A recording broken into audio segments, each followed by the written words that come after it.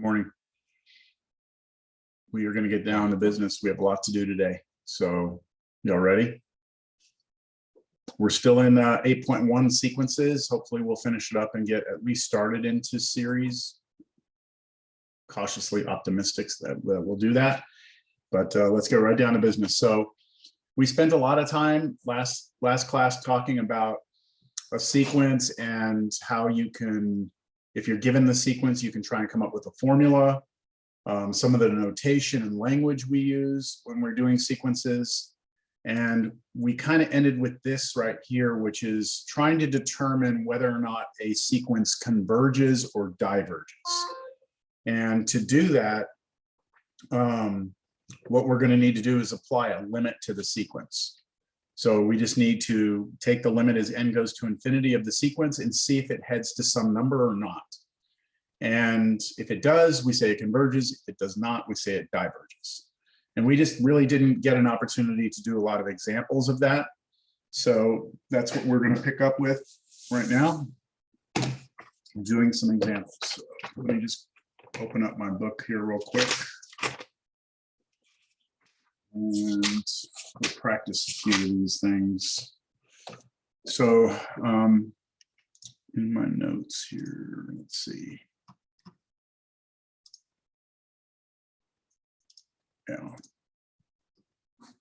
Okay, we also had this. I did talk about this last time. So let me copy it, and it has an example in here right here. So we know that to determine convergence or divergence of a sequence, we will take a limit, but we can take advantage of the fact that if we, instead of looking at the sequence, look at the function, the sequence converted to a function, then we can do everything we did previously in Cal 1 when we were trying to do limits. So I think I did do one of these. Yeah, I did this one right here in class at the end. I said, okay, we got the sequence. Does it converge or diverge? And so we converted this into a function of x. We applied L'Hopital's rule, and we were able to get the answer to be 1. So let's do another one of these just kind of as a warm-up, I guess.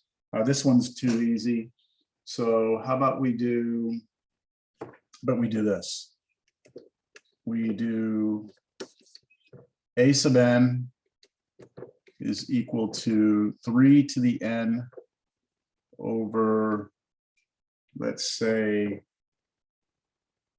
5 to the n. Yeah, let's go 5 to the n plus 2. Let's do that. All right, so the question is, does this converge or does this diverge? All right. So what I'm going to do is just apply the limit, right? I need to take the limit as n goes to infinity of 3 to the n over 5 to the n plus 2. Now, when I think about what happens as n gets big here, 3 raised to a big power like infinity becomes huge, right? That becomes a huge number. So the numerator is headed to infinity. And the denominator is also headed to infinity because you have 5 to the n, which gets huge, plus 2 is still huge. So you get infinity over infinity. So we know that when we have infinity over infinity in Cal 1, we can do L'Hopital. But this is a sequence right now. It's not a function of x. So what I'm going to do is I'm going to say let f of x be equal to this sequence, but over all the real numbers instead of over just the integer or just the natural numbers. Then I can apply the L'Hopital's rule. I pointed out last class that you can only apply L'Hopital's rule if you can take a derivative, and you can only take derivatives of functions of x. You can't take derivatives of sequences. So I have to first let f of x be this sequence defined on the real numbers, then apply L'Hopital's rule. So if I want to take the limit of this as x goes to infinity of 3 to the x over 5 to the x plus 2, I can apply L'Hopital, right? L'Hopital's rule here. And then I take the derivative of the top. Now, the derivative of the top, go back to Cal 1, the derivative of 3 to the x should be 3 to the x times natural log of 3. I'm using this rule in case you've forgotten it, if you take derivative of a to the x, it's itself times the natural log of a. All right, so that's what I'm using there. So that's derivative of the top. Now the derivative of the bottom is going to be 5 to the x times natural log 5. And then I take derivative of 2, which is 0. So that's all I've got there. Okay with this? Now, if I try again and let x go to infinity, I'm going to get infinity on top again. Infinity times natural log of 3 is infinity, over infinity again on the bottom, right? However, there's some, I'm not going to do L'Hopital. I know you may be tempted to do L'Hopital right now. I'm going to point something out. This 3 to the x over 5 to the x, I can rewrite this as 3/5 to the x, and then I still have natural log 3 over natural log 5 out here. Screen shaking here. Okay, better. So I can write it that way, right? Now I want us to think about what happens to 3 over 5 to the x as x gets big. What happens to this? If you're taking a number, 3/5 is actually a number that is smaller than 1, right? That is less than 1. What if I take a number that's less than 1 and raise it to a power? Does it get bigger or does it get smaller? It gets smaller. It gets smaller, right? Think about 3/5. What would 3/5 squared be, right? 3/5. 9/25. 9/25. That's actually smaller than 3/5. You could check on a calculator. So when you have a number that's smaller than 1, positive number, smaller than 1, and you start raising it to bigger and bigger powers, it actually gets smaller and smaller and smaller. So this whole thing, when I take the limit, this thing heads to 0, right? And then times, well, natural log of 3 over natural log of 5, that's just a number, right? And 0 times the number should be 0. Okay? So that tells us that this, right, this limit, right, goes to 0. The theorem from last class says that, where the hell did I put it? The theorem says whatever the function does, right, the sequence has to do the same thing. They have to go together. So from this, I'm going to draw my conclusion. So watch, I'm going to say now, therefore, I'll put my answer down here. Therefore,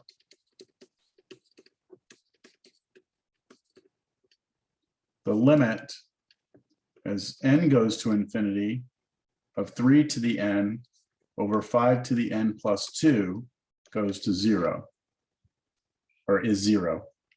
Or another way you could write this is this. This is a preferred way of writing that. You do this with an arrow to 0. That right there means that this sequence converges to 0, right? This is convergence. What would we write if it had if it had been divergent? Would we just write that is divergent? We would just say that, we would just write the sequence and then write is divergent. Gotcha. Yeah. Another thing I want to say here, because I'm going to be doing this for the rest of chapter 8, a lot of times we're going to be saying therefore, okay, because we're going to do something, we're going to draw a conclusion, and we're going to say therefore, here's what's going on. Instead of using the word therefore, because mathematicians don't like to write a lot of things, they like symbols instead. If you put 3 dots in a triangular shape like that, that stands for therefore, right? So if you see me write 3 dots triangular like that, that's the word therefore, all right? I'm not making that up, that's a mathematical thing, all right? But I want you to understand that right now in this class, right now where we are, if I'm trying to figure out where a sequence is going, and I'm going to use L'Hopital, I have to explicitly state that I'm switching it to a function of x. And then I'm going to draw my conclusion. I cannot do L'Hopital on the sequence right now. Later, as I progress through this is just too time consuming. So I am going to be doing L'Hopital on the sequence later, just with the understanding that I'm actually converting it to a function of X, and then I would get the answer and come back. So to save us time later, we won't show all this work, but for right now, I am showing it. All right. With me? Did I just close my book? I closed my book. Good.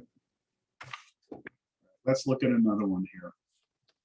Let me see. Sine of n over n squared. Let's do that one.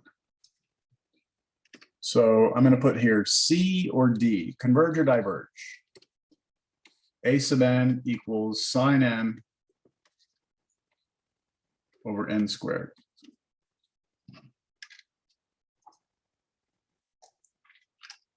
All right. We have a new problem, right? We want to know what's happening as n goes to infinity. So let's start with the bottom first. The bottom's easier, right? Let me actually write the limit down. What is the limit as n goes to infinity of sine n over n squared? Well, the bottom goes to infinity. We know that, right? And the top, where does the top go? It fluctuates between 1 and -1 all the way down. Yeah, it's sine of n, right? So it's just like kind of bouncing around everywhere. I showed you the picture of it last class. It looked real weird. But it's not headed to a specific number, right? It's not headed to 0. It's not headed to infinity. This limit actually on top doesn't exist, right? The limit on top does not exist.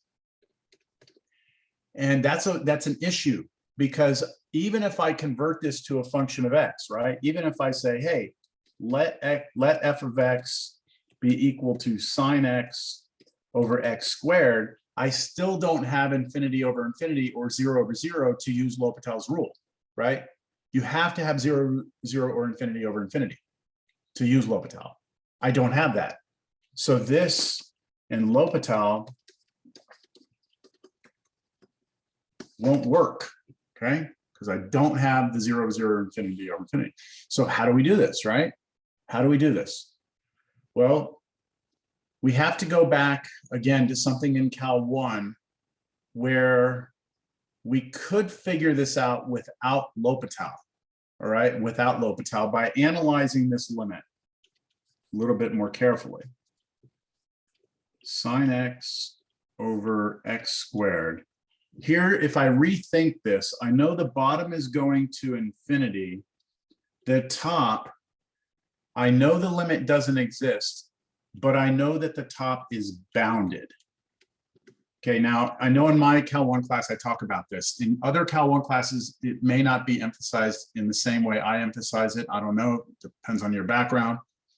But anytime you have something in the numerator that's bounded and the denominator is becoming infinite, this will always go to 0, always.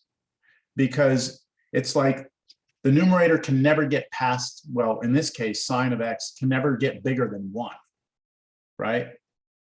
And it can never be smaller than -1. So you can think about it this way. If you look at just the sine function, it's bounded between -1 and 1, right? So if I come through here and I divide by x squared, well, that would be the same as dividing each of these by x squared. And so this inequality must be true, right? Sine of x squared is between -1 and 1. So sine of x squared over x, let me say that again. Sine of x is between -1 and 1. That means sine of x over x squared is less than 1 over x squared, but greater than or equal to -1 over x squared.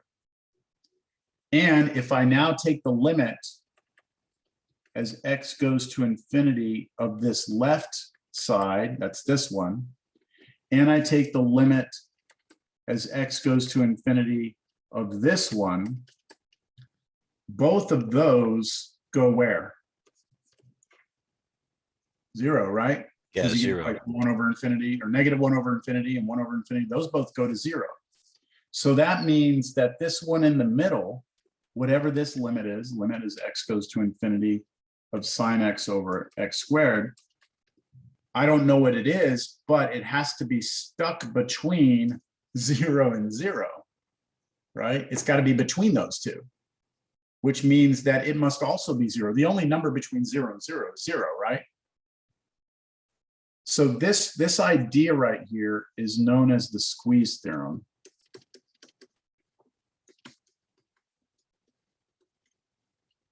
And that is, if you can ever get your sequence stuck between two things and then show that those two things go to the same place, then that's where your sequence has to go.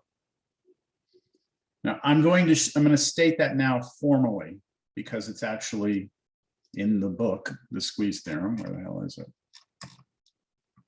Right here, squeeze theorem. So it's hard to read this, but it says, let's say you have 3 sequences. I'm going to copy this. Let's say you have 3 sequences. Put it right here. So let's say you have these 3 sequences. You have A sub n, B sub n, and C sub n. 3 different sequences, and that they are they maintain the inequalities you see here. Then if it says here, if the limit of the yellow one equals the limit of the green one, right? If those both go to L, then that means the limit of the blue one has to go to L as well. So when I set this up here a second ago, this was my yellow one. My blue one has to be here. My green one has to be there. And so what I did is I took the limit of the 2 outside ones. Those 2 went to the same L value, which forces the one in the middle to go to the same place. Okay, that's your squeeze theorem. So you might need that. I'm looking here. Here's another example that's actually in your homework set. A sub n equals, how about this? Sine of 2n over 1 plus root n.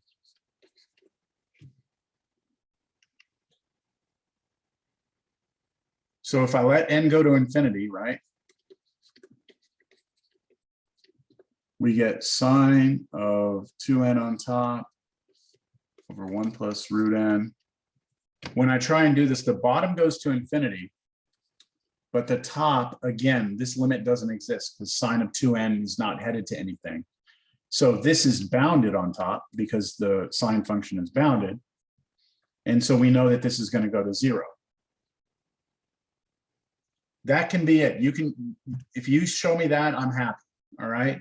But if you want to formally use the squeeze theorem to show this, here's what you would have to do. You'd first have to do this, right? Sine of 2n, right, is less than or equal to 1, greater than or equal to -1. We know that all sine functions are bounded between these two numbers.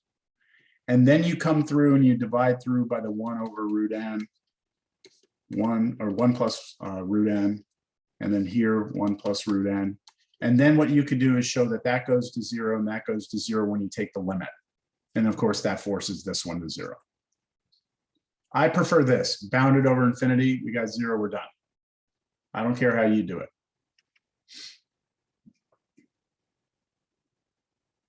Okay, let's do another one.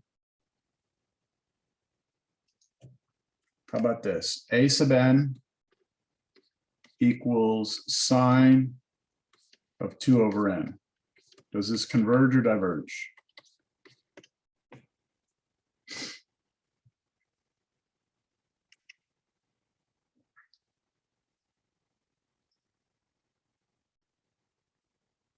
What do you think?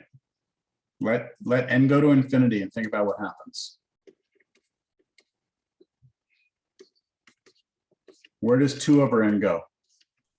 Then it go to 0. Yeah, it goes to It goes 0. to 0, right? So just go to the sine of 0, right? So this is headed to sine of 0. which is 0, right? Sine of 0 is 0. So it converges. Converges to 0.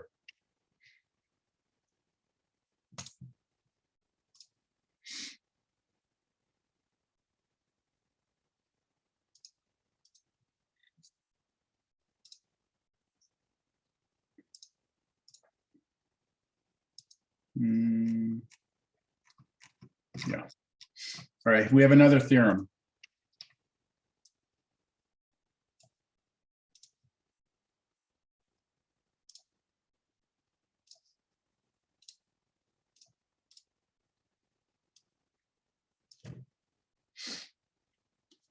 Says here, if the absolute value of a sequence goes to 0, then the sequence without the absolute value also goes to 0.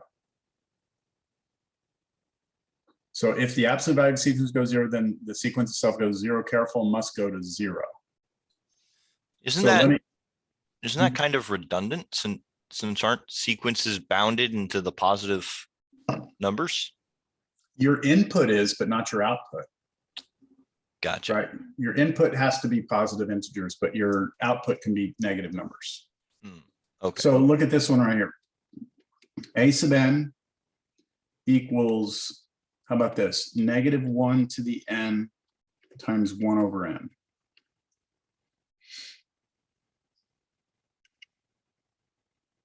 Let's actually write out this sequence.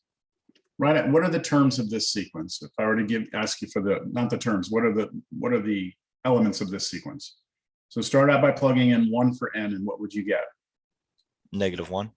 -1, right? -1 to the 1 is -1, and then 1 over 1 is 1, so you get -1. Then you get Positive plug in 1/2. 2, square it, you get positive, and then over 2, so positive 1/2. Now it's going to And switch back to negative, right? -3rd. Negative third, positive fourth, Positive 4th. negative fifth, and it keeps going, right? Yeah. We got. Okay. So we could try and figure out what this is converging to, right? Whether or not it converges or diverges, but I could use this theorem. If I take the absolute value of a sub n, that's the absolute value of -1 to the n times 1 over n.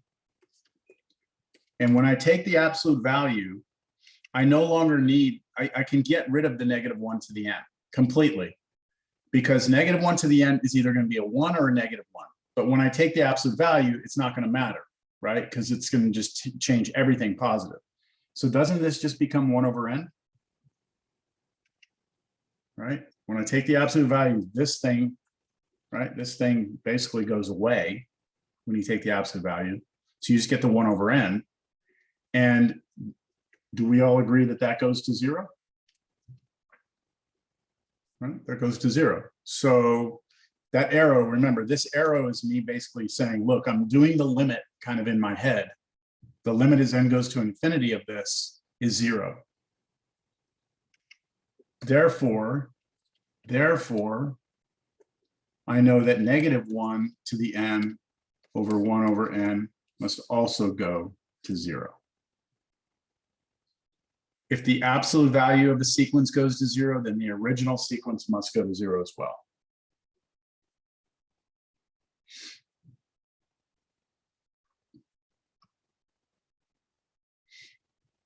So far, we're doing pretty like easy limits. There's nothing crazy yet, right? I think it's time for us to do something a little bit more difficult. This one.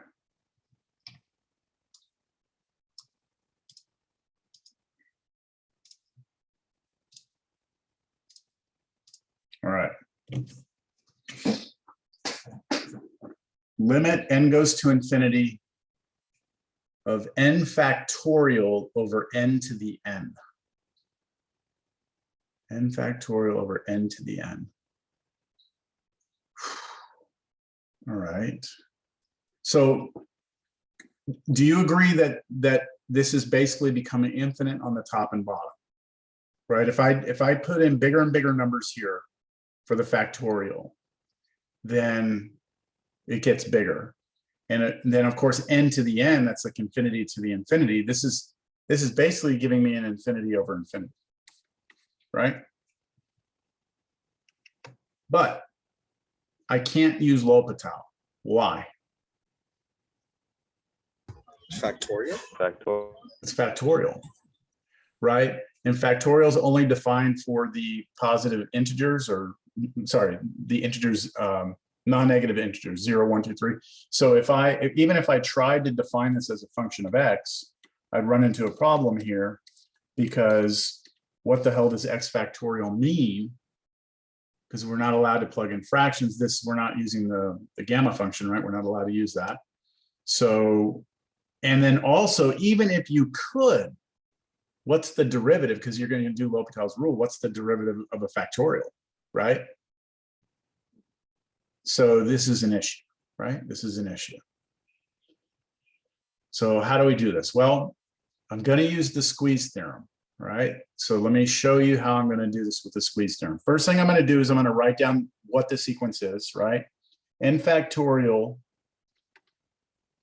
over n to the n.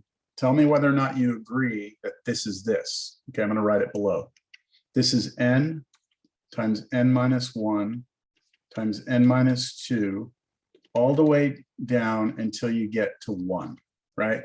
So if that was like 10 factorial, that'd be 10 times 9 times 8 times all the way down to 1.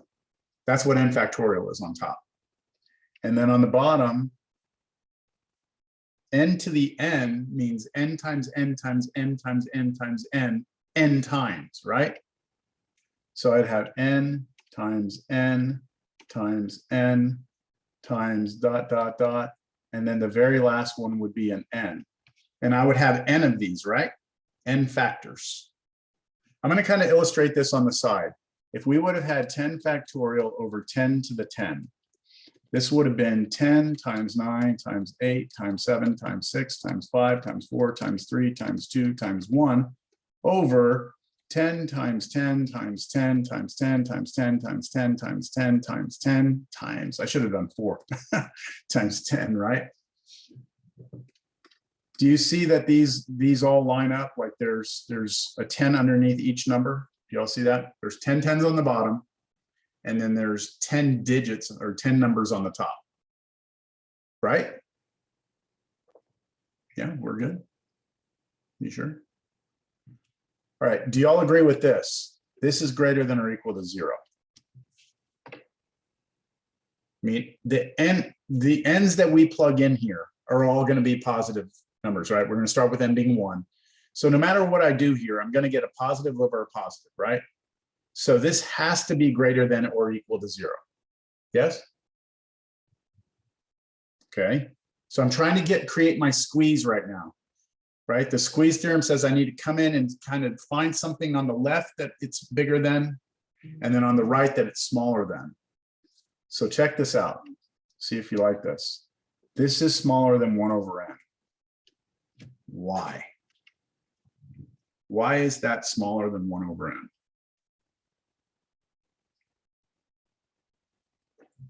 So let me see. Because the Come back up. denominator, What's that?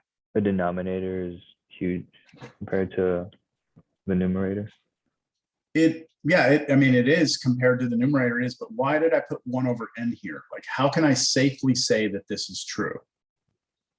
So let me see if I can convince you. Here's 1 over n, right? That's 1 over n. Yes. Okay, let's just keep that right there. Just ignore that for right now. Do you agree that n over n, that's the number 1? Yes. Okay. What about n minus 1 over n? What can you tell me about that number? Is that bigger than 1, equal to 1, less than 1? Less than 1. That's 1, has to be, right? Because the numerator is a little bit smaller than the denominator. So that is a number smaller than 1 that I'm going to multiply times 1. So 1 times a number smaller than 1. Okay, what about n minus 2 over n? That number is also smaller than 1, right? So times a number that's smaller than 1. And what about all these guys in here? All the numbers that I have in here. Aren't all Should of all them be smaller than 1 by a good amount.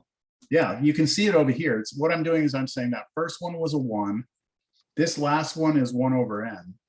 And each one of these are smaller than 1, right? All of those guys in here are all smaller than 1.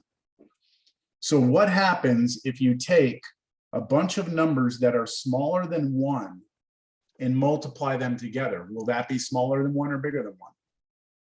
Smaller. Everyone agree with that? Take numbers that are smaller than 1 and multiply them together. You should get a number that's smaller than 1. So all of those together are smaller than 1. Which means we have in the front a 1, we have a number smaller than 1, and in the back we have 1 over n. So if I multiply the 3 yellow ones together, 1 over n times a number smaller than 1 times 1, this whole thing should be smaller than 1 over n. Right? And so now what I've done is I've created a squeeze so I can take the limit as n goes to infinity of the left side, 0, and then I take the limit as n goes to infinity of the right side here, 1 over n. This goes to 0. Of course, this limit goes to 0 because you're taking the limit of 0 itself, which forces this limit of all that, n factorial over n to the n, to also go to 0, because it must be between those two answers.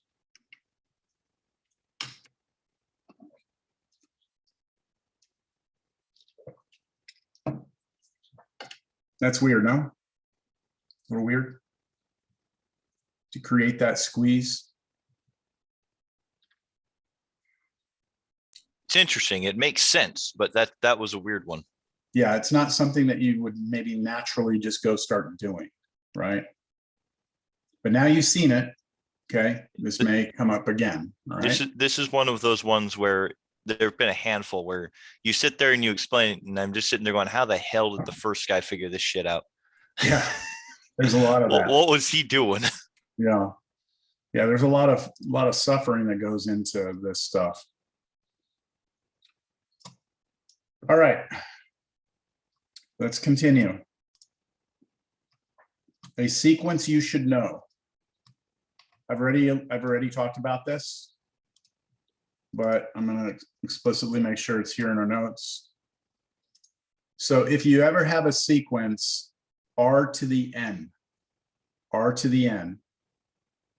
then we have a couple of things that could happen in terms of its convergence or divergence. So let me give you some examples of this first. Let's say r is 2, okay? Then what we have is the sequence a sub n equals 2 to the n. That sequence looks like this: 2, 4, 8, 16, keeps going, right? Because all you're doing is you're replacing the n with 1, then 2, then 3, then 4, then 5. And so these are just powers of 2. If I now ask, what is the limit as n goes to infinity of that sequence, 2 to the n, you can see that it just blows up, right? The further out you go, the bigger these numbers get. So this just becomes infinite, which means that it diverges. Make sense? 2 to the n should blow up. This theorem or this note says, if you're ever trying to take the limit as n goes to infinity of r to the n, then if r is equal to 1, okay, if r is equal to 1, then your answer is 1. If the absolute value of r is less than 1, it should converge to 0. And if it's anything other, then it's going to diverge. So in this case, the r we had was a 2. And since 2 is not 1, and the absolute value 2 is not less than 1, we're going to get divergence, which is exactly what this says, or exactly what we can see here. But if r is something else, like let's say r is a half, let's say, then our sequence a sub n equals 1/2 to the n, that would look like this: 1/2, 1/4, 1/8, 1/16, and that one will converge, right? It converges to 0. That's what this says. And is it clear that if R is 1, we just get 1? Because if you replace this R with 1, then you're just going to get 1 to the 1, 1 squared, 1 cubed. You're just going to get 1, 1, 1, 1, 1, 1, 1, and that converges to 1. You just have ones the whole time. When I said we've seen this, when I said that, I was referring back to this problem right here. Remember when we said, what does 3/5 to the x go to, right? Remember, we said, what does this go to? Well, we said it went to 0. Why? Because you're taking a number less than 1 and you're raising it to big powers. And anytime you take a number that's less than 1 and raise it to a big power, it's going to head to 0.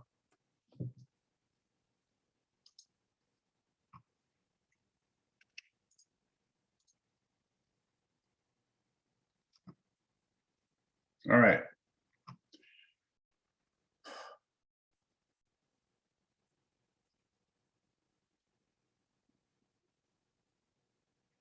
I'm wondering if I should do that one. No, I'm not going to. I really want to see how you do with these problems in the homework, because it's going to churn up a lot of stuff from Cal 1. Like, how much stuff do you remember about how to do certain limits? So I want to see how you do with that. So let's just do one more problem. I'm going to give you a sequence. This is a good one. I like this one. Square root of 2. Then the square root of 2 times the square root of 2. And then the square root of 2 times the square root of 2 times the square root of 2. Don't throw up yet. The square root of 2 times the square root of 2 times the square root of 2 times the square root of 2. Dot, dot, dot. Does this converge or diverge? So I've given you the sequence, but not in its formula, right? This is some sequence. This is A sub n, right? That's the sequence I've given to you written out. And what I'm asking you is whether or not it converges or diverges, which means you've got to figure out what the limit as n goes to infinity is of the sequence, but you don't know what this sequence is yet, right? You don't have the formula for the sequence. So you need to come up with the formula. Does that look troubling to you to come up with that formula? It should Yeah. look troubling. So let's see if you working with each other brain power in the next 4 or 5 minutes can come up with the formula. I'm going to put you in breakout rooms. I want to see if y'all can do this. And this is not a shot at y'all. I'm not like trying to insult you, but I don't know if you'll get it. Let's see. Maybe y'all will. Okay. Will you be on our team, Professor? I'm going to be the neutral party that sits in the waiting room and just waits for you to see what y'all come up with. So I have no idea what the formula is, but I think I know what it converges to. Okay. All right. I'm going to open the rooms. You ready? Y'all know what you need to do? Y'all have that copied down? You're going to try and come up with a formula that would generate that sequence. And then once you get that formula, we'll talk about what, how we find the limit of it. All right, enjoy.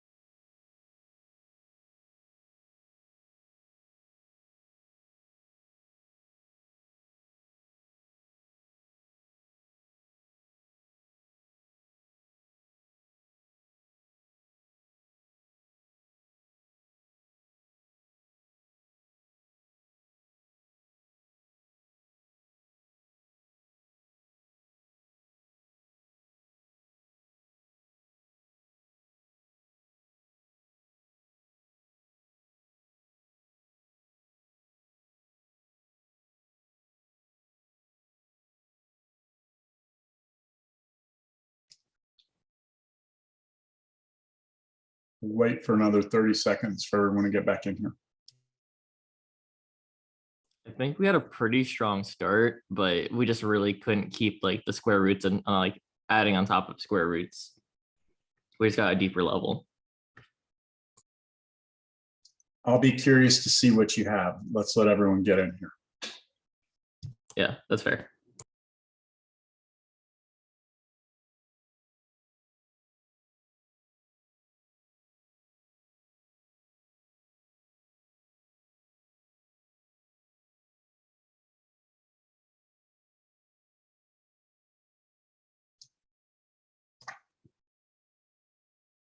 Okay, I think everyone's back. So Alexander said that you'll feel like you'll got somewhere with it.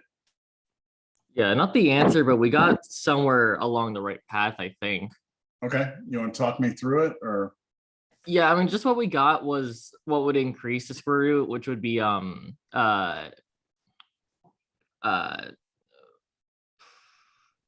to the power of 1 over 2n.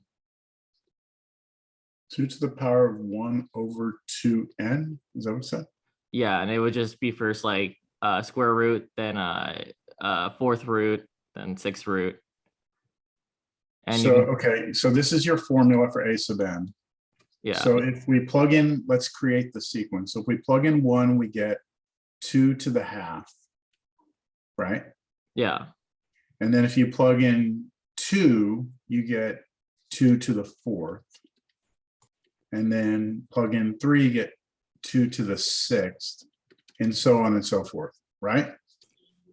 yeah. We're lacking the additive property where it keeps adding more 2's with each other, but we still have, we're getting a deeper root though. Okay, so, but how does this connect to this? So like, I agree, you got the first one, right? Yeah. Square root of 2, that's this. So that you've got. Yeah. But what about this? What is this? Did y'all look at what this is, or did you? Wouldn't that be 2 times 2 to the 1/2 power times 2 to the 1/4 power? Okay, yeah, hold on. Yes, and let's go a little slower. So this right here, let me erase this. And let me move this out of here, just down here. Okay, so this is really just, well, a square root means raising to the half, right? That's what that is. And then inside I've got 2 times, but then I have a square root of 2 again, so that's 2 to the half, right? And Yep. then you said property of exponents, you can move the half here and to here to both, right? So you said this becomes 2 to the half times 2 to the 1/4 because you multiplied these two powers together. Yes? Yeah. And Alexander, this right here, the 2 to the 4th, you have that, but you don't have the 2 to the half in front of it, right? Yeah. Okay, it's all right. I think we're getting somewhere here. This one right here is just 2 to the half, right? And then what about these? Can I put those together? That'd be 2 to what power? I think you can do I think you can add them, can't you? Add them, right? 1/2 plus a 4th. Yeah, 2 to the 6th. 2 to, careful, you're adding common denominator, 3/4. 3/4, Yeah. right? Right? Is that not right? This is 2 to the half. This 2 to, did any other group get this or no? No, No, it's we okay. I mean, we weren't close to this. I couldn't think of how to even get to here. yeah. Do y'all I see did what it. I'm doing though? Watch me, Yeah. watch, I'm gonna do this next one now. Okay, I'm gonna do this next one. This is a big square root, right? And then I have a 2, right? And then I have, wait a minute, hold on. This root here, this whole thing in yellow, isn't that this? Isn't that right there? And what did we say that is? 2 to the 3/4, right? That's 2 to the 3/4. Without me going through all the work again, we could turn that yellow piece into this, turn into that, do this, and get it to 2 to 3/4. But that's now this, right? Now I can put these two together because that's 2 to the 1. So I put those two together, that would give me 2 to what power in there? Because you're gonna add these together. 7/4. 7/4. But that's still to the half. And so you multiply here and you get what? 2 to the 7/8. 7/8. 2 to the 7/8.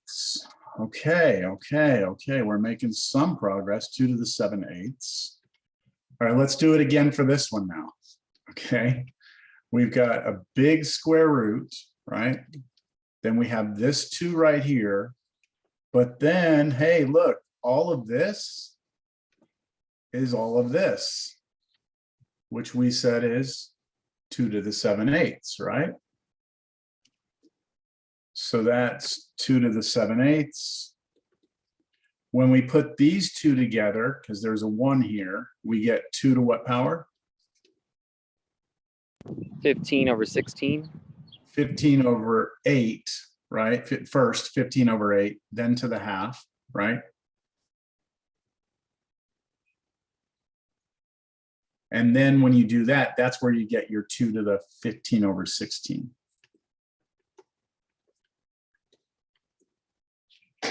Understand?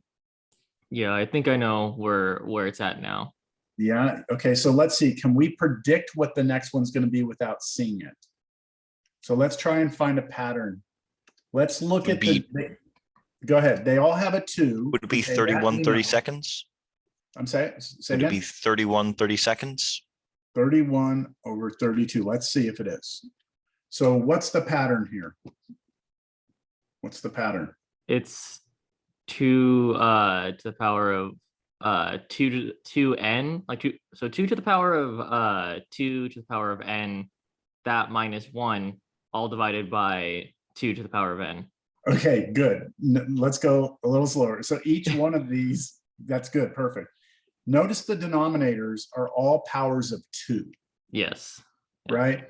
2 to the first, 2 squared, 2 cubed, 2 to the 4th, 2 to the 5th, right? And all of the numerators are always just 1 less than the denominator, right? 1 less. So if this is 2, that's a 1. If this is 4, that's 3. If that's an 8, that's a 7, 16, 15, 32, 31. Got it? So let's try and come up with the formula for A sub n. A sub n is equal to 2 raised to the, okay, I have a fraction up here. We know that the bottoms are powers of 2 starting with 2. So I'm going to put 2 to the n, right? And then the numerators are the same as the denominators, but I have to subtract 1 from it after I do the 2 to the n.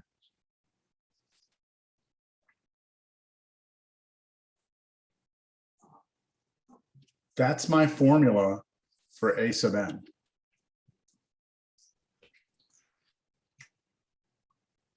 Now I need to take a limit of this.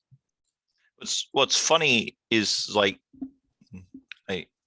can I make a guess just based on an educated guess based on what I've seen so far? Uh-huh. Because it looks like it's going to converge to 2. Maybe. Yeah. Yeah. Looking at the way those numbers are going, those look like they're getting closer and closer to 2 to the power of 1. Yeah, these are getting closer 2 to the power of 1, which would be 2. But let's confirm it here by doing this. Let's rewrite this as 1 minus 1 over 2 to the n. What did I do there? Instead of writing it this way, split it into 2 fractions. I did 2 to the n over 2 to the n, that's 1, minus 1 over 2 to the n. Now, the reason I did that is because now I'm going to take the limit as n goes to infinity of 2 raised to the 1 minus 1 over 2 to the n. And when I let n go to infinity, that right there goes where? To 0. 0, right? Because you have 1 on top and 2 to the n gets huge. This basically goes to a fixed number over infinity. That goes to 0, which leaves us with just 2 to the 1. So our answer is just 2.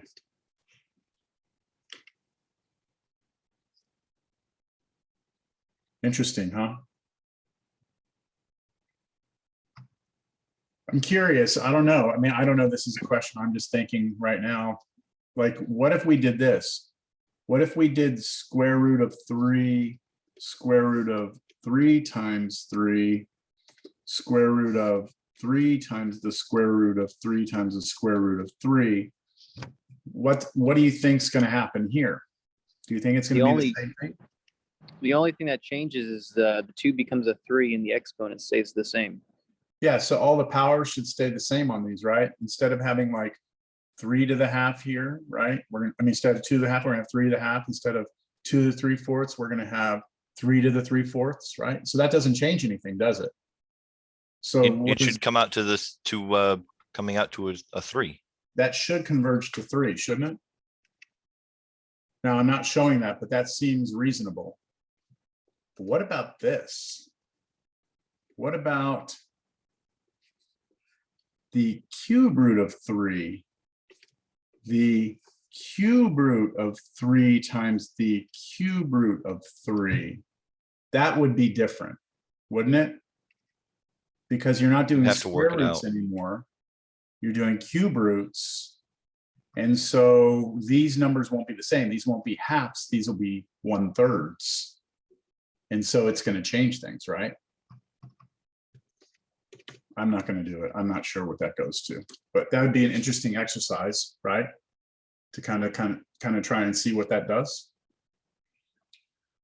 Okay, we got more to talk about. Got to move on. All right, so now we're going to have more definitions. All right, so some definitions for us that we'll need as we move forward. Make sure that you do the homework for this section and that you refer to my homework solution videos if you get stuck, because like I said, we're going to be churning up a lot of things from Cal 1 when it comes to taking limits. L'Hopital's rule, sometimes we'll have to bring the natural log in. There's a lot of things that I just don't have time in Cal 2 to go through and reteach you everything you did in Cal 1 with limits. All right, so here we go. We have a definition now, a new definition for us.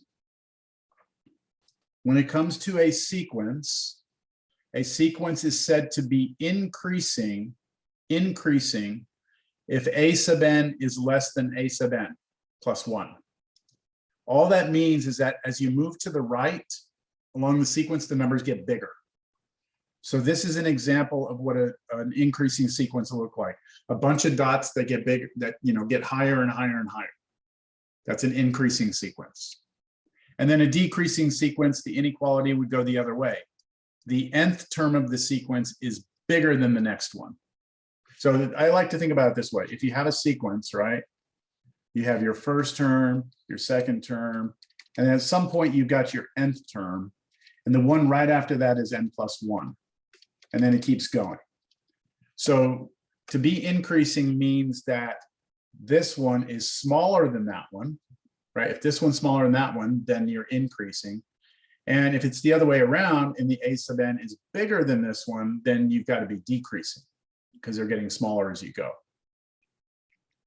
In either case, if you're increasing or decreasing, if you're one or the other, we call that a monotonic sequence.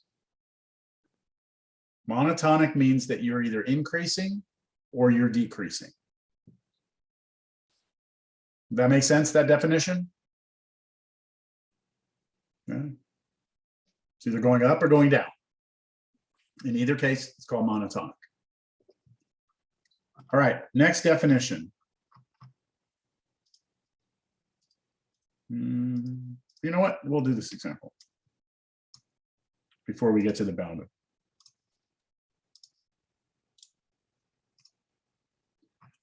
Show that this sequence is eventually increasing. Eventually. So let's just start writing out the sequence, the numbers in the sequence here. So plug in 1, what do we get when we plug in 1? 10 over 3. 3, so 10/3. Okay, plug in 2. 20 on top, 5 on the bottom, right? So you get 4. Did that get bigger or smaller there? This number is what?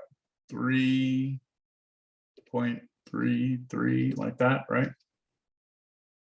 And then this number is 4, so it got bigger. All right, how about the next one? We're plugging in 3, so 30 over 7, right? 30 over 7. And then we keep going, right? We can keep plugging things in. Here's the issue. You could try and convince yourself right now that this is increasing. It looks like it is, right? Started at 3.3, then it went to 4. Then that looks like it's a little bit bigger than 4, right? 30 divided by 7 is bigger than 4. So just by looking at the first 3, you're like, yeah, this looks like it's increasing. That is not enough. That is not the way we show something is increasing, by just looking at the first few terms. Because there are some sequences that do all sorts of crazy shit and then eventually just stay increasing or decreasing. So the way you show this is not this. You have to show it algebraically, meaning this. What does increasing mean?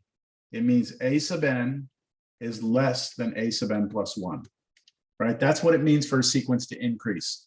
The nth term of the sequence is smaller than the next one, right? That's what it means. So now I need to show this is true. I want to show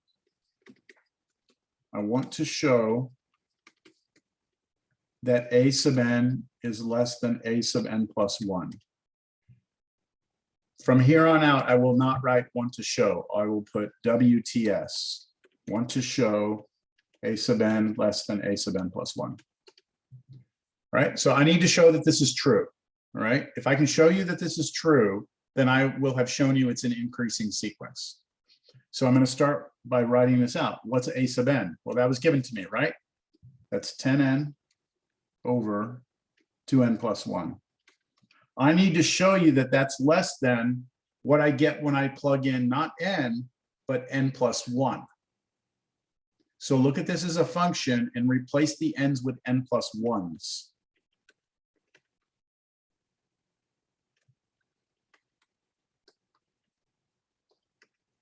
I need to convince you that this is true. Do you understand what I did? I took the definition of what it meant to increase, and I said, I need to show you, convince you that this is true. So I figured out what a sub n is, and then I figured out what n plus 1 into the sequence was, and now I'm going to try and convince you that this inequality is actually correct. So you ready for me to do it? This is just algebra now. So I'm going to leave the left side alone. I'm going to distribute the 10 through the top. I'm going to distribute that 2 through the bottom. When I distribute the 2 through the bottom, I get 2n plus 2, but then I add the 1, I get 2n plus 3.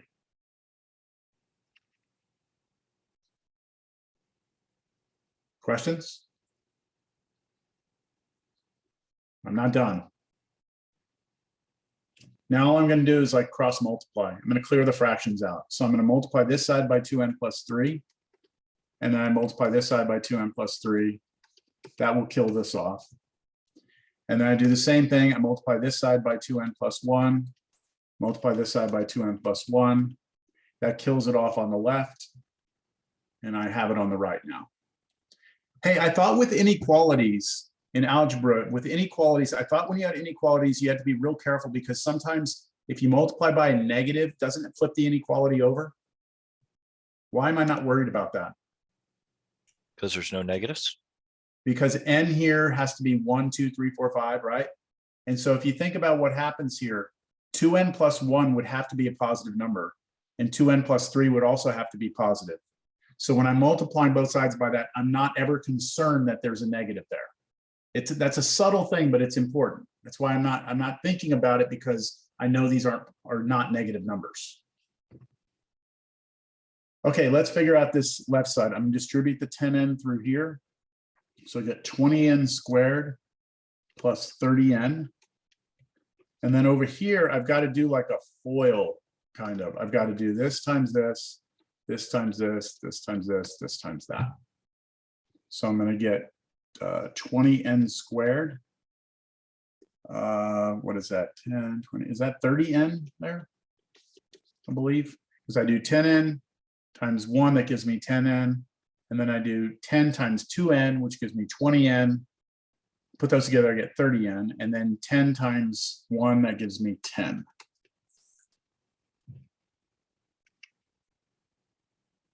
I'm just trying to get to a point that you agree that this is true. So now what I can do is I can subtract 20n squared on both sides. Those are gone.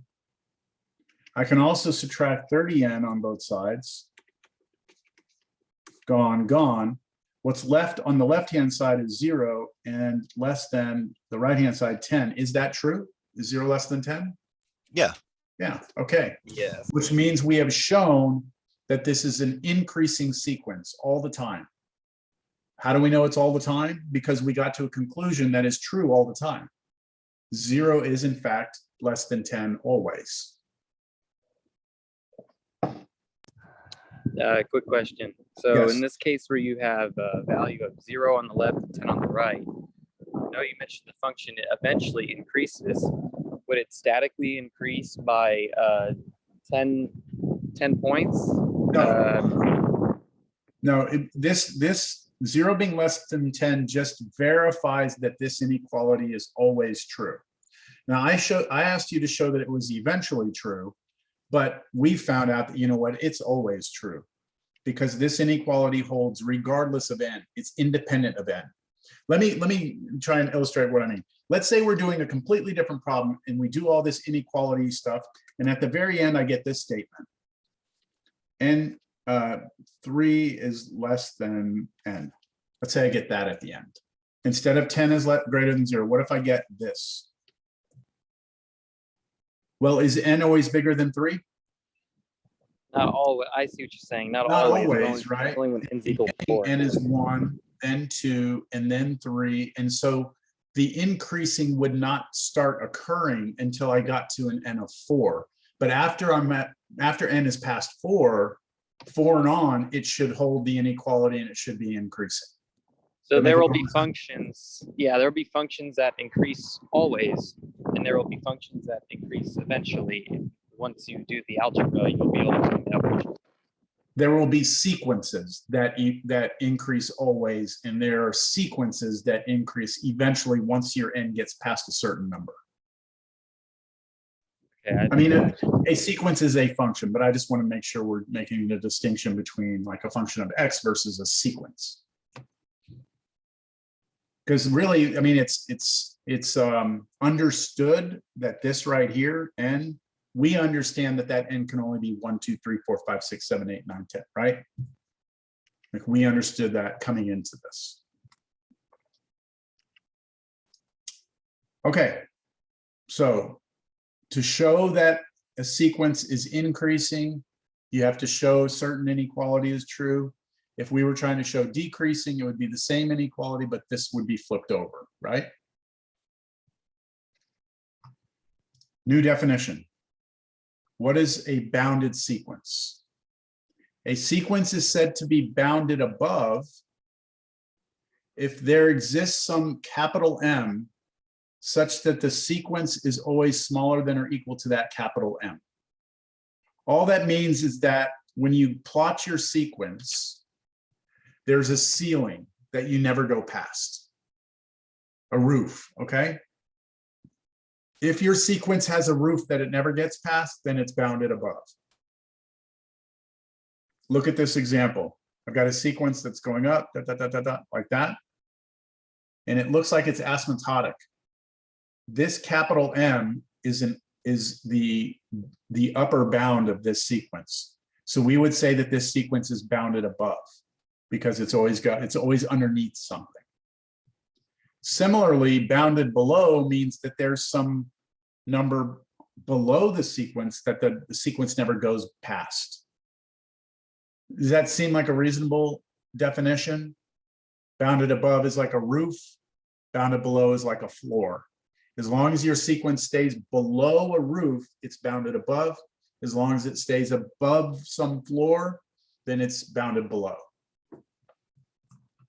Here's an example of a, well, let me continue.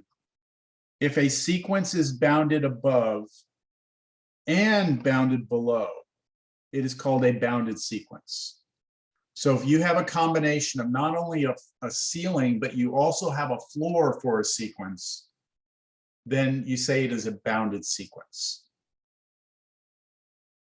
So the picture of that is this. I think that might be the sine one we did the other day.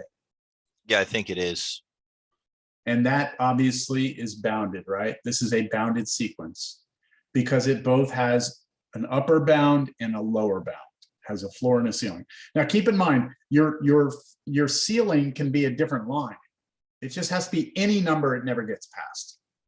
And the floor can be any value down here as long as your sequence doesn't get past it.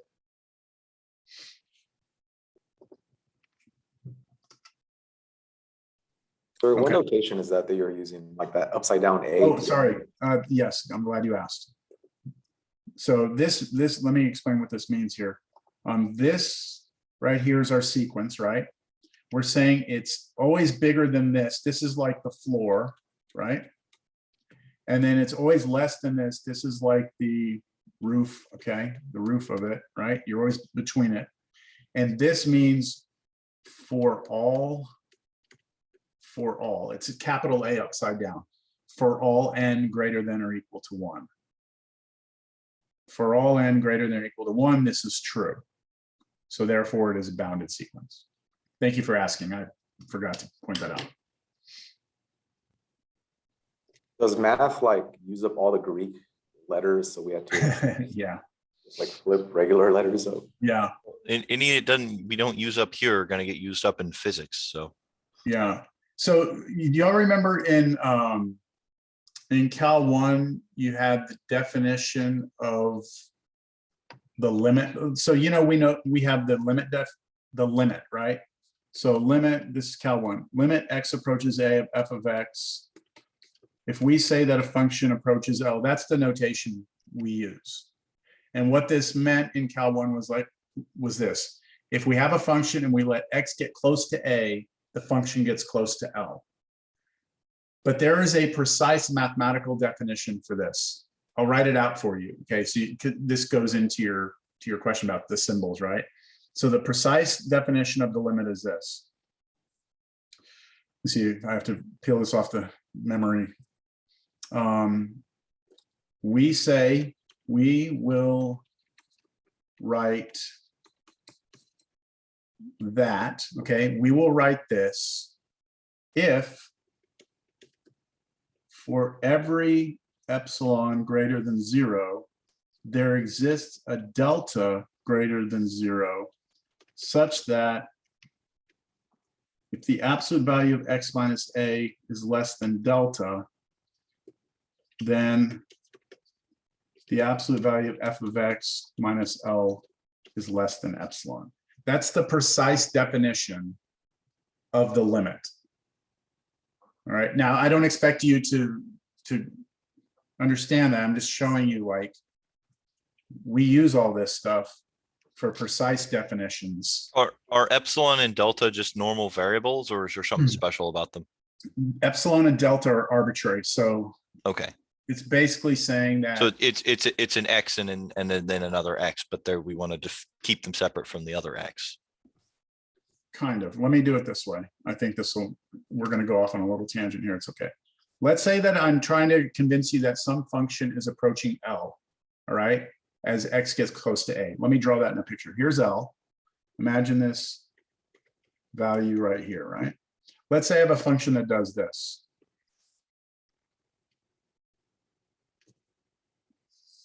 Okay, and here's a. To say that the function f of x approaches L as X approaches A means that as we get close to A, right, from both sides, the function is getting closer to L. Now at A, it doesn't matter. What happens at A has no relevance when you talk about limits. It's only about what happens from the left and the right. So now let me try and explain this delta epsilon thing. To say that the limit exists means for every epsilon greater than 0. So Hunter, give me any positive number you want. As small as you want, as big as you want. Doesn't matter. Give me, 5. okay, go smaller. Ooh, 1/8. 1/8. Okay. So Hunter has given me the value 1/8. This right here, so epsilon is 1/8, right? Okay, that's been given to me. The way to visualize this is this. If I take this L and subtract 1/8 and take that L and add 1/8, what I've done is I've created a window here. Okay, see that window that lies between there? See that yellow window? That's 1/8 above and 1/8 below L. What I need to do now is I need to show that there exists some number that I can find now, where as long as the distance between X and A is smaller than the number I find, delta,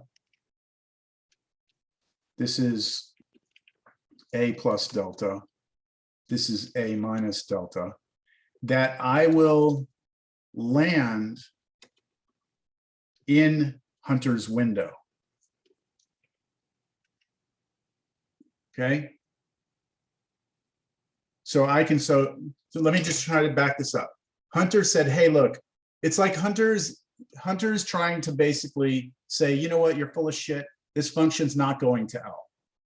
And I'm telling you, yes, it is. It's going to L. And Hunter's like, no, it's not. I'm saying it's getting close to L, Hunter. And Hunter's like, no, it's not. And I said, well, how freaking close do you want me to get, Hunter? And Hunter says, all right, I want you to get within 1/8 of it. And so I go, fine, give me 1/8. And now I will be able to determine a little window down here that as long as I plug in the value of X between here, I will land inside of Hunter's yellow window. And then I will be within 1/8 of the limit. That has to hold for any positive number Hunter gives me. So now Hunter's like, well, you know what? 1/8 wasn't close enough. I want you to get within 1/1,000,000. And I say, fine, give me 1/1,000,000. And then I will narrow my window down. And that has to hold for every positive number that is ever given to me. So somehow I need to show that delta becomes dependent upon the epsilon. And so if someone hands me any arbitrary epsilon, my delta will somehow be a function of that epsilon, different function. And then once I prove that there is a function of epsilon, then I've proven that it works for any epsilon, and therefore that's the limit. Okay, we're going off. Math majors, that's what you have to do later, all right? All right, let's go to the next thing here. Oops, how are we doing on time? Not good. All right, so we have two major definitions that we just got, increasing and decreasing, right? If you're increasing, it goes up. If it's decreasing, it goes down. In either case, it's called monotonic, right? In either one of those cases. Then we talked about bounded. Bounded above, bounded below, and then bounded. Bounded, just bounded. Bounded means you're bounded above and below, all right? So that leads us to what's called the monotonic sequence theorem. The monotonic sequence theorem says this: every bounded monotonic sequence converges. The theorem does not say what it converges to. It just says you're going to have convergence. So let's see if we can wrap our heads around why this is true.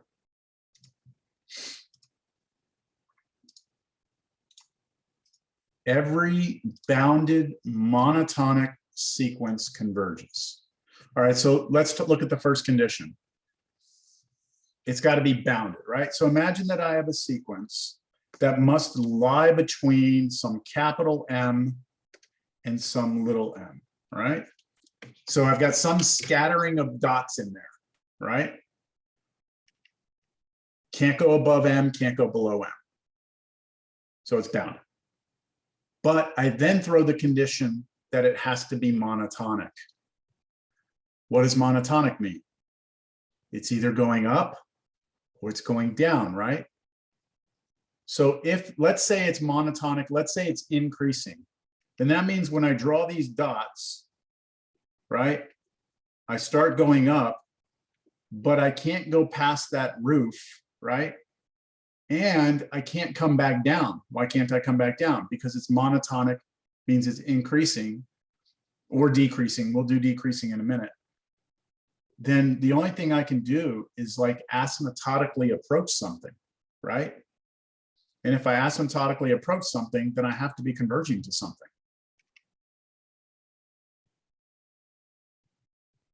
Similarly, if you're bounded and you're monotonic decreasing, then it's the opposite. It's like doing this. And that has to converge to something as well. Which means this. The whole totality of this is this. If I give you a sequence and I ask you if it converges, you could just show me that it's bounded and that it's monotonic. And then you would be able to say it's convergent.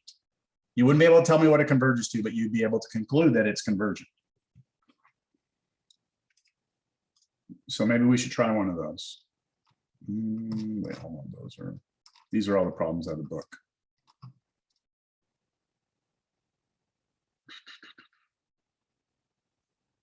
Hey, that's the problem I gave you. Let's do this one right here.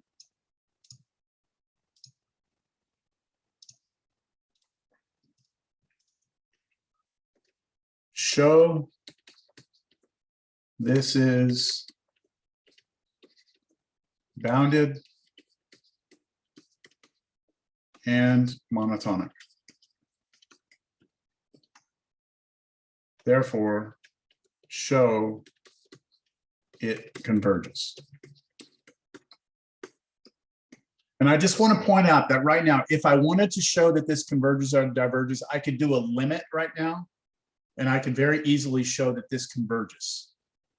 Because you would have like infinity over infinity. You could switch it to a function of X. You could use L'Hopital and you would get 2/3 as an answer. You'd be done. But I want to do this a different way. I want to show it's bounded and monotonic. So let me start with bounded. Let me show it's bounded.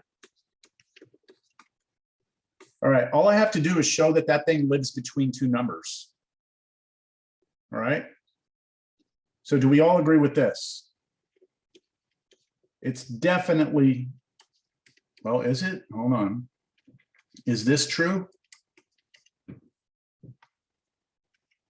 Is that true? What if n is 1?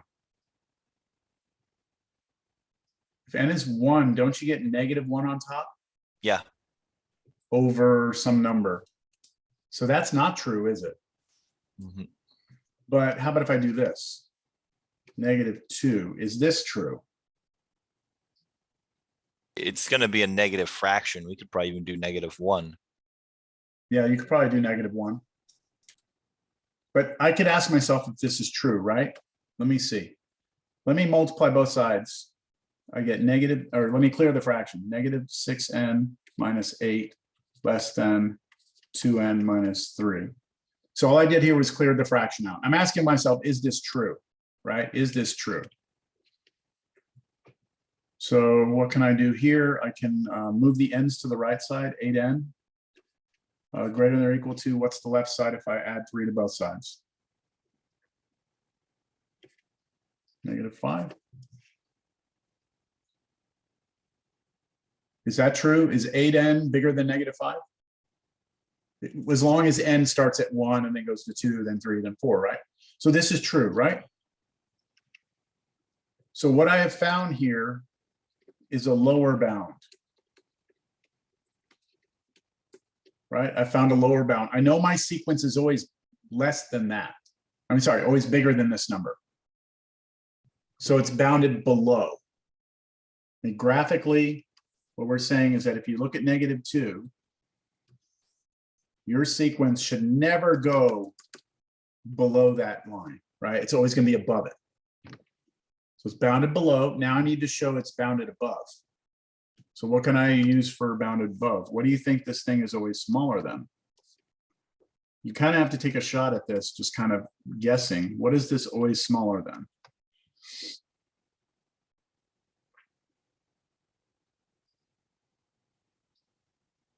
You can start plugging some numbers in, like plug in 10 real quick.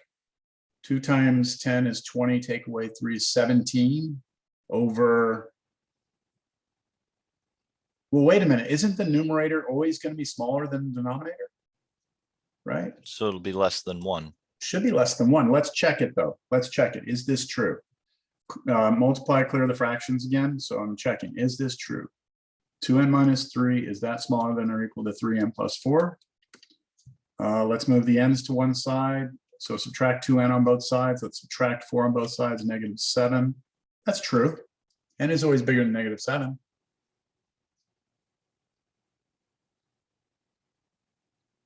So here's what I'm saying. 2n minus 3 over 3n plus 4 is always less than or equal to 1 and bigger than or equal to -2. Those two together show or prove to you that this is a bounded sequence. Okay, I've got a bounded sequence. Now I'd like to show that it's monotonic, which means I need to show that it's either increasing or decreasing. So before you move on, Yep. Maybe I didn't catch you when you said it, but why'd you pick -2 and 1? Okay, so I picked, let's start with the -2. I picked -2 because maybe this is what we should have done. Maybe this would have helped. Let's just write out the first few of these. If we plug in 1, we get -1 over what, 7? Right? That's the first thing we get if we plug in 1 into the sequence. Then if we plug in 2, we get 4 minus 3, that's going to be 1 over, and then plugging in 2 here, 6 plus 4 is 10, 110. Then we plug in 3, we get what, 6, take away 3, that's 3 on top, and on the bottom, 3, 9, plus 4 is 13. And then we could keep going. Okay? From looking at this, it looks like actually the only negative number I ever get is -1/7. So it seems like this will always be bigger than -1. I could have used -1 here. I just chose -2 to be safe. And then I just had to convince myself, convince you that this is always true, which it is algebraically. Now, the reason we chose 1 here is because, again, noticing that the numerator 2n minus 3 will always be smaller than 3n plus 4. And so if your numerator is always smaller than your denominator, you should have a fraction that's less than 1. Joshua, is that clear? Yeah, it makes more sense. You could use any number over here, like, well, not any number. You could use like 5 if you want. And do this and just verify that's 5. To show it's bounded just means you got to squeeze that thing between two things and convince us, me, you, that it's always between those two things. Okay, so that means once you solve it algebraically, it's always going to be lower than 1, Mhm. and it's always going to be greater than -2. That's right, which means that on visually here, it's below 1, right? Your sequence is always between these two. It's always somewhere between these two, which Okay. means it's bounded, right? So what if it was a function that eventually, because like you were showing a function that it was like super high, super low, and then it converged towards the middle. I guess, how would you, maybe I'll just wait, see if you do an unbounded example. Well, right now, all I've shown that it is, all I have shown is that it is bounded, right? That's all I've shown. I'm now going to show that it's monotonic. Once I show it's monotonic, then it has to converge. But I haven't shown it's monotonic yet. Okay. I'm about to. So to show it's monotonic means I need to either show it's increasing or decreasing. So is it increasing? Or is it decreasing? What do you think? Let's look at them. Let's look at the terms. Do they look like they're getting bigger or smaller? Negative Bigger, 1/7, very 1/10. slightly bigger.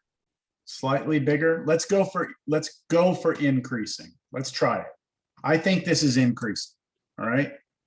So what do we want to show? We want to show, how do you show a sequence is increasing? You show that a sub n is smaller than the next one.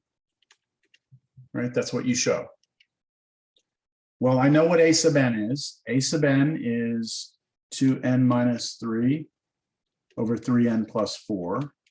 I want to show that that's smaller than 2 times n plus 1 minus 3 over 3 times n plus 1 plus 4.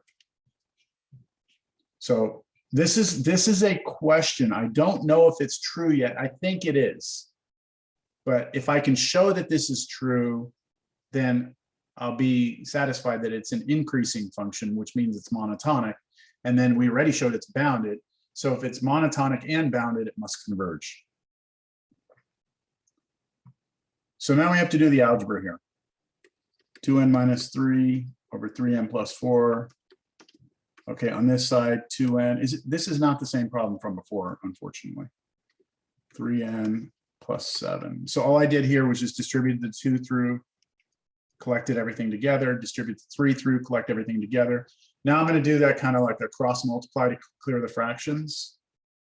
So my next line will be 3n plus 7, 2n minus 3, less than 2n minus 1 times 3n plus 4. And then FOIL things out. 6n squared minus n 14, what is that? Plus 5n, I believe. Minus 21. Less than 6n squared. 8n, take away 3n, so 5n again, and then minus 4. You all understand what I'm doing, right? It's just algebra. Do y'all see you could subtract 6n squared on both sides? You could subtract 5n on both sides. And you'd be left with negative 21 is less than negative 4, which is true, right? On a number line, negative 21 is to the left of negative 4. So this is true, which means that it is increasing. Therefore, a sub n is bounded and monotonic. In fact, we know it's increasing, but bounded and monotonic, which means a sub n converges.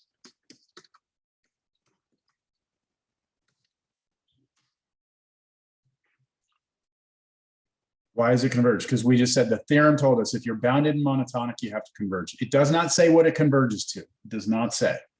It just guarantees its convergence. Okay. I think we're going to wrap this up. Let's see, I got one more thing here in the notes. Only got 7 minutes. I thought I saw something else. Here we go. So recursive sequences. This is not something that we're going to deal a lot with, but I thought it would be worth us talking about. When it comes to sequences, when we have a formula for it, right? When we have a nice formula, a sub n equals whatever, right? It could be, you know, n over n plus 1. This is what we know, what is known as an explicit sequence. In other words, you have a formula for it, okay? That's one type of sequence, but there's other types of sequences. We're not going to study all of them in this class, but there's one that I thought was worth us talking about, and that's what's called a recursive sequence. And this is where what you do is you define the first few pieces of the sequence, and then you basically create a formula for what the rest of them have to look like. And there's a very famous one, this one right here. Is a very famous one. So let's figure out what this sequence is. So it's telling you the first number in the sequence, a sub 1, is 1. Okay. Then it's telling you that a sub 2 is also 1. And then it says for any n that you want to do that's bigger than or equal to 3, that you're going to use this formula to get it. So let's see over here, what would a sub 3 be? According to this formula, if I replace n with 3, a sub 3 should be equal to what? A sub 3 minus 1, right? Which would be a sub 2. 2, okay, plus now a sub 3 minus 2, which is a sub 1.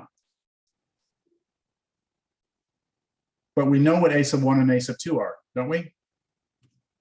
That's these two guys. So we're just supposed to add those together. So if you add them together, what do you get? 1 plus 1, that gives you 2, yes? So the third number here is 2. Okay, let's try the fourth one. To get the fourth one, we use this formula again. So plug in 4 for n. It'd be a sub what? 3, 3 plus a sub 2. 2. Comes out to 3. Yeah, we know what these are though, right? A sub 3 we just got, that was 2, plus a sub 2, which was given to us, which was 1, 3 plus 2, I mean, sorry, 2 plus 1 is 3. So the next number is 3.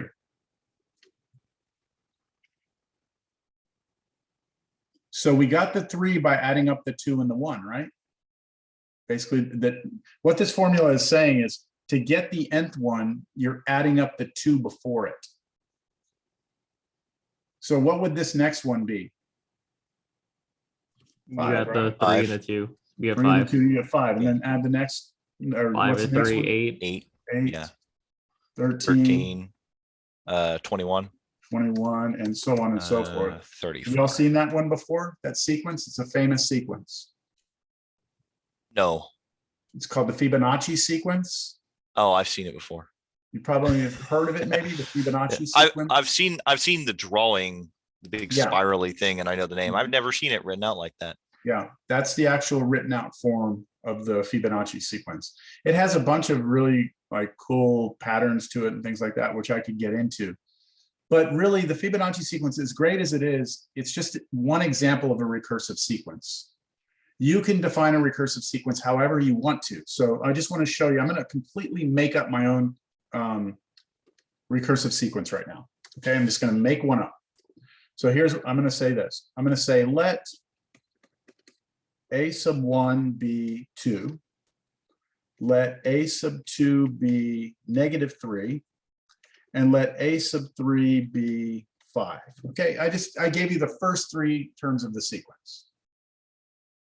And now I'm going to create a definition.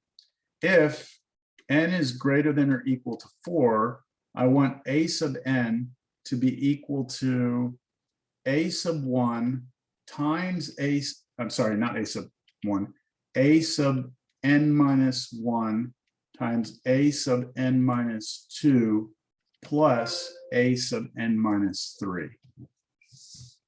I just made that up. So what is it saying?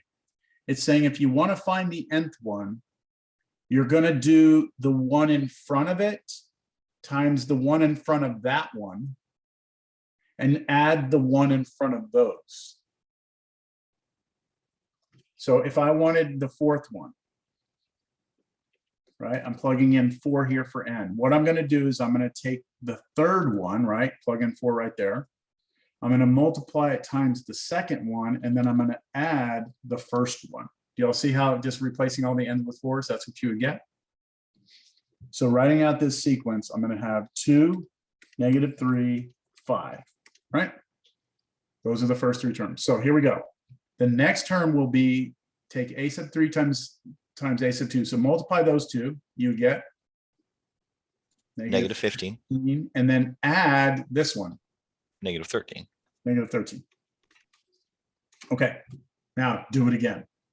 To find the next one, you are going to multiply these two together, negative 65, Yeah, negative 65. and then add to it negative 3. Negative 68. Negative 6. And then these numbers are going to start to get insanely big. But I mean, I just made that sequence up. The whole idea is this. The recursive sequence is not just a formula, right? It's not just a simple formula that you can just plug in and get a value. See, if I wanted to know right now, what is the 25th number in this list? You don't have a formula to get to the 25th one. You actually have to know the 24th and the 23rd and the 21st. And that means you have to be able to build all the way back to the beginning. So it's not as simple to create the list easily. So But I they're valuable. have a question, because this is actually exactly how I was thinking of trying to solve that question earlier with the root 2s and the root 2s. Couldn't that be written like this as well? Possibly. Because like sitting there looking at it, you could just say it's after the second one, it's square root of 2 times a to the n minus 1. And then the first one is defined as root 2. Because then it would just grab the next one and drop it in. Do your homework for 8.1. Okay. We'll start 8.2 when we meet again. If you need to go, you need to go. Let's talk about what if you want, you can hang out. We're going to talk about what Hunter is suggesting here. Thank you, Professor. All right. You're welcome. Have a great weekend, everyone. So, sir, the homework for 8.1, the rest of it, it's just whatever's on the schedule? Yeah, let's just do what's on the schedule. Yep. Let me double check that schedule. Yeah, that's it. Mm-hmm. Yep. Gotcha. Yeah, see you. Okay, so let me get back to the one that we were talking about here. Where is it? There we go. Right? Okay, so you want to try and do this recursively?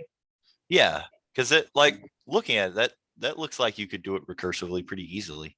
Now, So we'll start out with the square root of 2 is the first one.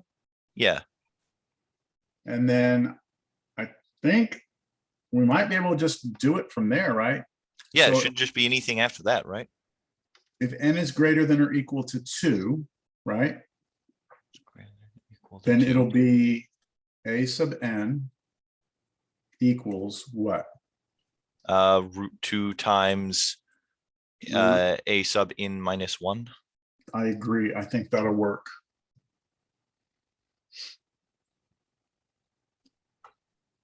Yeah, because then you would just Yeah, so let's try it. If we plug in, if we want a sub 2, right? Yeah. That would be the square root of 2 times, well, a sub 1, which is which would root be 2. square root of 2 times square root of 2. So that takes care of that one. Yeah. And then if that gets plugged in the next one, yeah, that'll work. Here, Hell yeah. yeah, that's great. That's good that you see that. So- You know, you go ahead. I don't remember where, and I don't remember, and it didn't go as deep in 90% of this, but I've learned sequences somewhere to a rudimentary degree. Okay, I don't cool. remember where the hell it was. And this is the only thing I remember is specifically that concept of plug in the one before into the next one. Yeah. And so that has thrown me off until just now of like we were sitting there looking at that, and I was sitting there trying to think of how the hell to write this, because this is where Yeah. my brain went with it. Which The issue with recursive sequences is that it's hard to figure out what they converge to. yeah, Because you can't take a limit of the recursive sequence because it's not an explicit formula. gotcha. Yeah, I was thinking that there had to be some kind of conflict, because this Yeah. seems like it's a very easy way to get a formula that you can't do anything with. Yeah, but a lot of sequences are defined this way. And there's ways to do it. It's just not easy to do. Not Okay. well, like this right here. This, we could take the limit of. That's the Yeah, explicit formula. We take the limit and we saw that thing went to 0 and we were happy. And we get Easy the limit. answer 2. How do you take the limit of this? Because n goes to infinity. Well, what does this happen, right? Yeah, What you're what is asking, that? what does this go to when n goes to infinity? Well, that's like a sub infinity, but that's really just saying like, what does your sequence go to? Yeah, yeah, Which is which not something you can take a limit of. That's right. Yeah. It's still Okay. arbitrary. So, Gotcha. Well, All thank you, right. sir. I was just curious about that. no, good question. Good recognition of that. That's good. Yeah. All right. You have a good weekend, sir. You as well.